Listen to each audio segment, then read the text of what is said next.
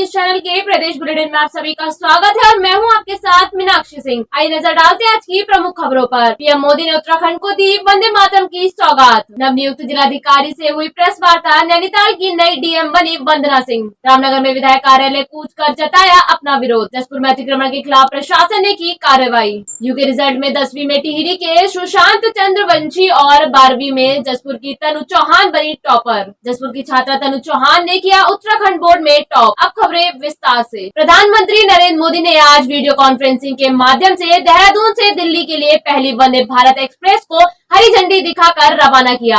आपको बता दें कि प्रधानमंत्री नरेंद्र मोदी ने दिल्ली और देहरादून के बीच ये चलने वाली वंदे भारत एक्सप्रेस ट्रेन की राजधानी को तेज गति से जोड़ेगी। इस ट्रेन से दिल्ली और देहरादून के बीच रेल सफर में अब मात्र 4.5 घंटे समय लगेगा। वही वंदे भारत एक्सप्रेस ट्रेन में जो सुविधाएं हैं वो इस सफर को आनंददायक बनाने वाली है। संवाददाता दीपक अधिकारी की रिपोर्ट।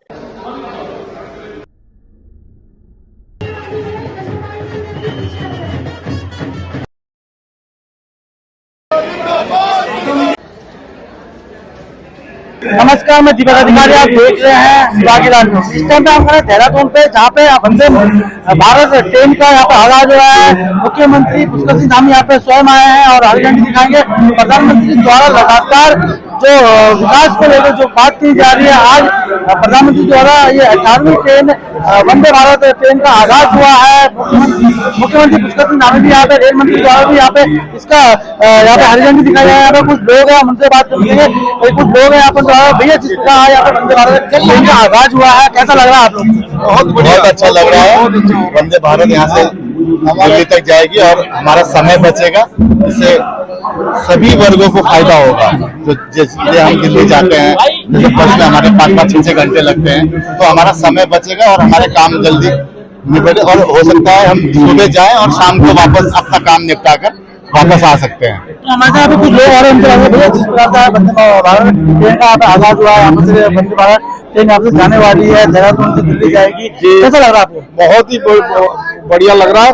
हमारा जो है उत्तराखंड विकास की ओर दौड़ रहा है। सभी को जो है सुविधा मिलेगी, आने जाने वालों को सभी इसी का लाभ उठाएंगे, ये हमें उम्मीद है।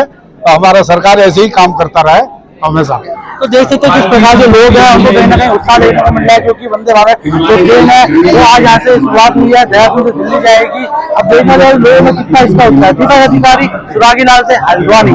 बहुत ही पवित्र दिन है, पावन दिवस है, बहुत ही खुशी का दिवस है कि आज माननीय प्रधानमंत्री श्री नरेंद्र मोदी जी ने उत्तराखंड की इस देवभूमि को वंदे भारत का बहुत बड़ा उपहार दिया है। और साथियों, आप नोटिस कीजिए मोदी जी ने क्या कहा था। मोदी जी ने कहा था कि ये उत्तराखंड की पहली वंदे भारत है। इसका मतलब है कुछ बात में सार है कुछ, इसका मतलब कुछ और भी आने वाली है, तो इंतजार कीजिए। और साथ ही साथ देखिए, आज से 9 साल पहले उत्तराखंड जैसे महत्वपूर्ण राज्य को, इतने इम्पोर्टेंट स्टेट को बजट में मिलता था रेलवे के लिए मात्र 200 करोड़ से भी कम। क्या होगा 200 करोड़ से कम? मोदी जी ने आते ही उसको बदलाव किया, बदलाव करके डबल, ट्रिपल, 4 गुना, 5 गुना और अब 25 गुना 5000 करोड़ का बजट दिया है। और उसी के कारण आप देख रहे हैं तेजी से रेलवे के नेटवर्क में बढ़ावा हो रहा है। आप देखो कर्णप्रयाग की जो लाइन बन रही है नई, ऋषिकेश से कर्णप्रयाग, 100 किलोमीटर से ज्यादा उसमें टनल है। 100 किलोमीटर से ज्यादा टनल मेरे ख्याल से दुनिया के रेयरली, बहुत कम इक्के दुक्के प्रोजेक्ट्स में इस तरह का होता है। तेजी से उसमें काम चल रहा है। हर महीने 4-4, 5-5 किलोमीटर की टनल बन रही है। बहुत रैपिडली काम चल रहा है। तो आप देखिए बहुत जल्दी आगामी वर्षों में, आज तो माननीय प्रधानमंत्री जी ने कहा भी, बागेश्वर टनकपुर लाइन का भी तेजी से निर्माण होगा। सब प्रोजेक्ट्स पे तेजी से काम चलेगा। तेजी से काम चल के आपके उत्तराखंड को 4 घंटे से ऊपर कुछ समय लेती है गाड़ी, क्योंकि आप देख रहे हैं जंगल का एरिया है, इसमें से गुजरने में गाड़ी को स्लो रखना पड़ता है। कल मुख्यमंत्री जी के साथ चर्चा हुई है किस तरह के इफेक्ट, क्या क्या करना चाहिए जिससे कि जंगल में भी सेफली गाड़ी जा सके, जानवरों को नुकसान ना पहुंचे कहीं पर। ये सब सोच के बहुत अच्छे स्टेप्स लिए जाएंगे, जिससे कि आगामी समय में 3.5 घंटे या 3 घंटे के अंदर दिल्ली से देहरादून की जर्नी आप आराम से वर्ल्ड क्लास ट्रेन में करेंगे। बहुत सारे 11 प्रोजेक्ट्स को वर्ल्ड क्लास, 11 स्टेशंस को वर्ल्ड क्लास स्टेशन बना रहे हैं। 11 स्टेशंस, देहरादून, आपको लिस्ट है आपके पास, देहरादून, हरिद्वार, सहारनपुर तो उत्तर प्रदेश में हुआ, लेकिन रुड़की 11 स्टेशंस को वर्ल्ड क्लास स्टेशन बना रहे हैं। मैं अनुकल्प कुमार सिंह, मैं ओग्रो स्कूल का हूँ और मुझे पहली बार बहुत गोल्डन चांस मिला है इस वंदे भारत ट्रेन में ट्रैवल करने का। और इस ट्रेन की खासियत है कि ये जो डेस्टिनेशन है देहरादून टू दिल्ली, वो सिर्फ 4 आवर्स 30 मिनट्स में कवर कर सकती है। और ये ट्रेन बहुत लग्जरियस है एंड इसमें बहुत सारे फैसिलिटीज अवेलेबल है। सर बहुत अच्छा हमें लग रहा है, मतलब ट्रेन बहुत अच्छी है, एनवायरनमेंट अच्छा है, सराउंडिंग अच्छा है, बहुत लग्जरी है और पहली बार ट्रैवल करें तो बहुत एक्साइटेड हम लोग। हमारे लिए बहुत ही हर्ष की बात है, उत्तराखंड के लिए पहली बार पहाड़ी राज्यों में पहला जो है वंदे भारत जो है उत्तराखंड को मिला है पहाड़ी राज्यों में।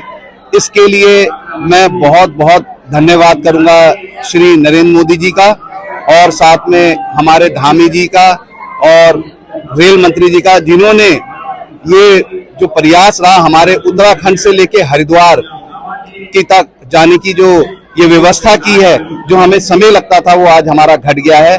और इसी के साथ मैं चाहूंगा कि अयोध्या तक के लिए भी ऐसी यात्रा की कोई सुविधा हरिद्वार से भी की जाए। धन्यवाद। यही वंदे भारत ट्रेन है, ये अभी ट्रायल बेस पे 110 की स्पीड रखी गई है जो सेक्शनल स्पीड है।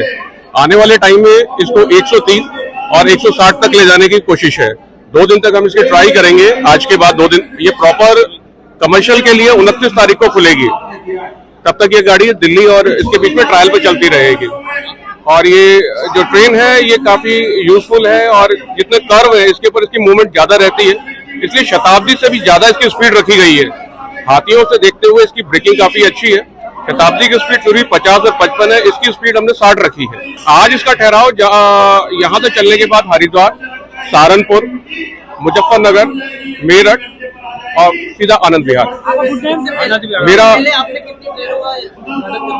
इससे पहले मैंने 3 ट्रेनों का उद्घाटन कराया Vande Bharat, even then double decker भी जो जयपुर दिल्ली जयपुर चलती है उसकी ओपनिंग भी मेरे द्वारा हुई थी। टिकट लेके रिजर्वेशन चलेगा, आज नहीं, आज पब्लिक के लिए नहीं। ये ऐसा पल है जो मुझे बहुत ही उत्साहित करता है। मैं तो ये चाहूंगा कि डेली एक नई वंदे भारत की ओपनिंग हो, जो बहुत जल्दी होने शुरू हो रही है। नैनीताल जिले की नवनियुक्त जिलाधिकारी IAS वंदना सिंह चौहान ने आज हल्द्वानी में प्रेस वार्ता करते हुए पत्रकारों को नैनीताल जिले में अपनी प्राथमिकता गिनाई। आपको बता दें कि जिले में यातायात, शिक्षा, स्वास्थ्य सहित अन्य क्षेत्रों में सरकार की योजना को फ्लोर पर उतारना उनकी प्राथमिकता रहेगी। इस दौरान जिलाधिकारी ने कहा कि नैनीताल जिला भौगोलिक रूप से काफी बड़ा भी है, तो ऐसे में कोशिश रहेगी कि वे सभी शहरों में संतुलित होकर समय दे। वही IAS वंदना चौहान इससे पहले नैनीताल में SDM रह चुकी है। संवाददाता दीपक अधिकारी की रिपोर्ट। जहाँ पे अलग अलग प्रकार की समस्याएं, अभी मेरी जो प्राथमिकता है नैनीताल में वो ये है कि अलग अलग एरियाज के इश्यूज को समझ लिया जाए और उसके हिसाब से उनके निस्तारण में डिसीजन लिए जाएं। इसमें विभागीय अधिकारियों के साथ समीक्षा बैठकों के तो करेंगे ही, उसके साथ साथ फिजिकल इंस्पेक्शन भी करेंगे, जिसमें जो गवर्नमेंट की स्कीम्स हैं और बड़े प्रोजेक्ट्स चल रहे हैं जहां किसी प्रकार की कोई विभागों के बीच में कोऑर्डिनेशन संबंधी समस्याएं आ रही हैं, उनको सुधारा जाए, उनको ठीक करा जाए और एक बैलेंस बनाया जाए। हल्द्वानी में जो इश्यूज़ हैं और नैनीताल में जो इश्यूज़ हैं उन पे जितना टाइम स्पेंड होता है उसमें एक बैलेंस बनाकर चला जाए। SSP अल्मोड़ा द्वारा जनपद के समस्त थाना प्रभारियों को अपने थाना क्षेत्र के निवासित बाहरी व्यक्तियों, किराएदारों, मजदूरों, फेरी वालों, ठेले लगाने वाले व्यक्तियों का 100% सत्यापन हेतु अभियान चलाकर कार्रवाई करने के निर्देश दिए गए। आपको बता दें कि थाना अध्यक्ष लंगड़ा दिनेश नाथ महंत द्वारा थाने के पुलिस बल के साथ थाना क्षेत्र में सत्यापन अभियान चलाकर 25 किराएदारों व मजदूरों का सत्यापन किया गया। संवाददाता हेमंत सिंह मेहरा की रिपोर्ट।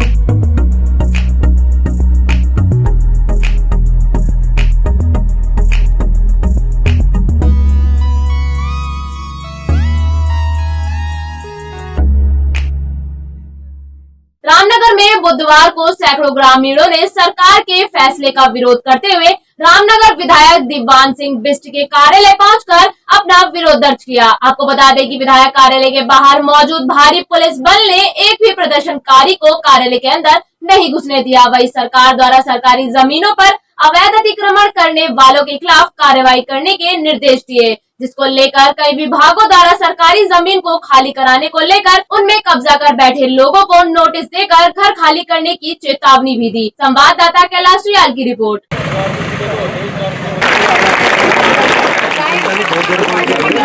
देखिए, जिस तरीके से 15-20 दिन से रामनगर के अंदर अफरा तफरी का माहौल है, धामी सरकार का फरमान पहले आया कि जो है फॉरेस्ट लैंड में जितने भी मजार और मंदिर है उन्हें तोड़े जाएंगे, और उसके बाद धामी सरकार का जो बुलडोजर है वो लोगों की घरों तक आने लगा। और धामी सरकार ने ये फरमान जारी किया कि जितनी भी सरकारी ज़मीन है उन सरकारी ज़मीनों में जितने भी मकान बने हुए हैं, दुकान बने हुए हैं, पुलियाएँ बनी हैं, उन सबको अतिक्रमण मुक्त कराया जाएगा। और इस जो है बात के फरमान से लोगों में दहशत का माहौल है। लोग डरे हुए हैं कि उनका आशियाना अगर उजड़ जाएगा तो वो जाएंगे तो कहाँ जाएंगे, जिसको लेकर हम 7-8 दिन से यहाँ पर लगातार चरणबद्ध तरीके से आंदोलन कर रहे हैं। और उसके क्रम में जब हमने देखा कि भारतीय जनता पार्टी के जो सत्तासीन विधायक यहाँ पे हैं और जो भारतीय जनता पार्टी के पदाधिकारी है, कार्यकर्ता है, वो चुप्पी साधे हुए मौन है, उनका कोई भी बयान अभी तक मीडिया के अंदर नहीं आया। ना ही विधायक जी ने ये बताया कि अतिक्रमण चालू रहेगा या ये रुकेगा, जिसको लेकर हमने विधायक जी को जगाने के लिए और उनकी सोई हुई सरकार को जगाने के लिए आज विधायक जी के जो यहाँ पर कार्यालय है उस कार्यालय का घेराव किया, उनके कार्यालय में कूच किया और हम उनको बाहर बुलाना चाह रहे हैं कि वो आएँ और जनता के बीच में अपनी राय रखें। वो जनता के साथ है या सरकार के साथ है, हम ये पूछना चाहते हैं। जिस जनता ने उन्हें वोट देकर विधायक बनाया, 5 बार उन्हें टिकट मिला और 3 बार वो इस रामनगर के विधायक बने, और आज जनता यहाँ पर डर डर की ठोकरें खा रही है और विधायक जी मौन है। तो उसके लिए हमने पूछने के लिए उनके आवास पर कूच किया है। यदि आज भी सरकार नहीं जाएगी और उन्होंने मुख्यमंत्री जी से बात नहीं की और इस अतिक्रमण को स्थगित नहीं किया तो हम निश्चित रूप से भारतीय जनता पार्टी के सांसदों, विधायकों, मंत्रियों उन्हें रामनगर में नहीं घुसने देंगे। जनपद उधम सिंह नगर के जसपुर क्षेत्र के गांव राजपुर में अवैध अतिक्रमण के खिलाफ प्रशासन की बड़ी कार्रवाई आज की गई, जहां मौके पर भारी पुलिस बल मौजूद रही। वही जिलाधिकारी जसपुर के नेतृत्व में अतिक्रमण की कार्रवाई शुरू कर दी गई है, जहां अवैध अतिक्रमण की जद में कई मकानों को ध्वस्त कर दिया गया है। संवाददाता दीपक चौहान की रिपोर्ट। उत्तराखंड विद्यालय शिक्षा परिषद बोर्ड की ओर से प्रदेश के 10वीं और 12वीं के नतीजे घोषित कर दिए गए हैं। आपको बता दें कि माध्यमिक शिक्षा निर्देशक सीमा जौनसारी ने बोर्ड सभागार में एग्जाम रिजल्ट जारी कर दिया है। वही टिहरी गढ़वाल निवासी सुशांत चंद्र वंशी ने 10वीं बोर्ड में टॉप कर 99 अंक प्राप्त किए हैं। वही 12वीं की बोर्ड में जसपुर की तनु चौहान ने 97.6% अंक प्राप्त कर प्रदेश में नंबर 1 स्थान प्राप्त किया है। संवाददाता कैलाश रियाल की रिपोर्ट। हमारा रिजल्ट काफ़ी अच्छा है, जो क्योंकि हाई स्कूल में आपने देखा है कि 7% रिजल्ट गत वर्ष की परीक्षाओं से बढ़ा है और इंटर में 1% घटा है, क्योंकि 2021 में जो कोविड की वजह से सभी स्कूल बंद थे और उस समय जो है परीक्षाएं नहीं हुई थी, तो हम लोगों ने उनके जो इंटरनल जो एग्ज़ाम्स थे उसके आधार पर उनको परीक्षा दी थी। और उस समय जो बच्चे हमारे 2021 में जो बच्चे थे वो हाई स्कूल के थे, तो अब आज इंटर में हैं, तो थोड़ा सा उनका जो है 1% जो है रिजल्ट कम रहा है, क्योंकि काफ़ी कवर अप हम लोगों ने किया है, लेकिन फिर भी थोड़ा है। लेकिन आगे आने वाले बच्चों के लिए जो है हम थोड़ी और मेहनत करेंगे और हम इसको जो है आगे बढ़ाएंगे। आज उत्तराखंड हाई स्कूल और इंटरमीडिएट बोर्ड परीक्षा परिणाम घोषित कर दिए गए हैं, जिसमें जनपद उधम सिंह नगर के जसपुर के रामलाल विद्या मंदिर की कक्षा 12वीं की छात्र तनु चौहान ने पूरे प्रदेश में 97.6% अंक प्राप्त कर टॉप किया है। वही छात्रा तनु चौहान ने प्रदेश में पहला स्थान प्राप्त कर सिर्फ जसपुर का ही नाम नहीं बल्कि पूरे जनपद का नाम रोशन किया है। संवाददाता दीपक चौहान की रिपोर्ट। परिवार को बहुत बड़ी खुशी है इसकी टॉप करना, पूरे उत्तराखंड को टॉप करना, और इस बालिका के पेरेंट्स को हम बहुत बहुत बधाई देना चाहेंगे। और मुख्य रूप से अपने श्रीमान बलकरण जी, अपने माननीय व्यवस्थापक जी श्रीमान मदन पाल जी और अपने कोषाध्यक्ष जी श्रीमान अपने पृथ्वी और संपूर्ण स्टाफ को इसकी बहुत बहुत बधाई है, जिन्होंने जो हमारे हैंड्स हैं वो स्टाफ है और स्टाफ ने बहुत अधिक कड़ी मेहनत इस बालिका के साथ की है। इसके नहीं बल्कि संपूर्ण बच्चों के साथ कड़ी मेहनत की है। कहानी मुझे आज बहुत अच्छा लग रहा है। जो आपकी सफलता है इसका श्रेय किसे मैं इसका श्रेय अपने प्रधानाचार्य जी को, अपने टीचर को और अपने पापा जी को देना चाहती हूँ। सर यूपीएससी की तैयारी कर रहे हैं? जी सर। और कौन आपके अलावा? मेरे मम्मी पापा और मेरी दादी जी। सर मैं सुबह को लगभग 4-4:30 बजे उठ जाती थी, उसके बाद फिर 1-2 घंटा पढ़ाई, फिर उसके बाद स्कूल, फिर जैसे स्कूल के टीचर कुछ वर्क देते थे वो जरूरी करना था, और जो कुछ याद करने को देते थे वो भी जरूरी करना था, जैसे सर कहते थे वैसे पढ़ना ही पढ़ना था। अच्छा, सबसे सर मैथ, हमारे मैथ के टीचर परवेंद्र सर थे, उनसे मुझे बहुत सपोर्ट था। कहाँ है सब लोग? शाम की चाय तो एक साथ होनी चाहिए, सब लोग एक साथ बैठना ही नहीं चाहते। पापा ट्राई दिस। लो सब लपक लिए।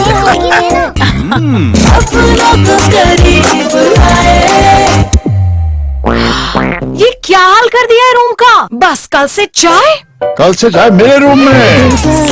देवरपन नमकीन को करी। केलाखेड़ा के मुख्य बाजार में अवैध अतिक्रमण के खिलाफ प्रशासन ने अतिक्रमण हटाओ अभियान चलाया, जहां प्रशासन द्वारा जेसीबी की मदद से अवैध अतिक्रमण को हटाया जा रहा है। इस दौरान भारी मात्रा में पुलिस प्रशासन मौजूद रही। आपको बता दें कि मुख्यमंत्री पुष्कर सिंह धामी ने अवैध अतिक्रमण को हटाने के लिए अधिकारियों को निर्देश दिए थे, जिसके चलते प्रदेश भर में अवैध अतिक्रमण को हटाने का कार्य प्रशासन द्वारा किया जा रहा है। इसी के चलते बाजपुर तहसीलदार अक्षय कुमार भट्ट ने केलाखेड़ा नगर पंचायत व पुलिस टीम के साथ केलाखेड़ा के मुख्य बाजार में अतिक्रमण हटाओ अभियान चलाया, जहां जेसीबी की मदद से अवैध अतिक्रमण को हटाने का कार्य किया गया। संवाददाता शुभम गंभीर की रिपोर्ट।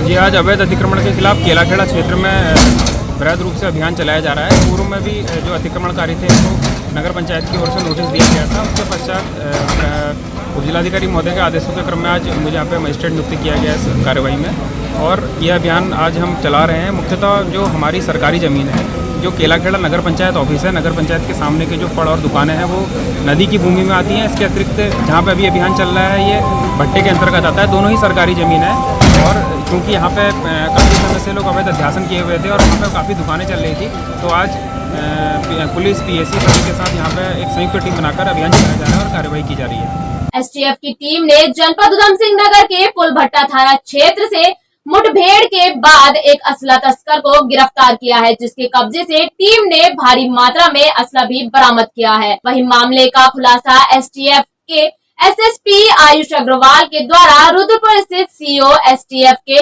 कार्यालय में किया। आपको बता दें कि एसटीएफ को सूचना मिली कि उधम सिंह नगर जनपद में उत्तर प्रदेश से असला की तस्करी करने आ रहा है, जिसके बाद टीम के द्वारा जाल बिछाकर आरोपी की धरपकड़ के लिए दबिश की गई, जिसमें आरोपी के द्वारा टीम पर फायरिंग कर दी गई, जिसके बाद टीम ने भी जवाबी फायरिंग की और आरोपी को पकड़ लिया। संवाददाता दुर्गेश तिवारी की रिपोर्ट।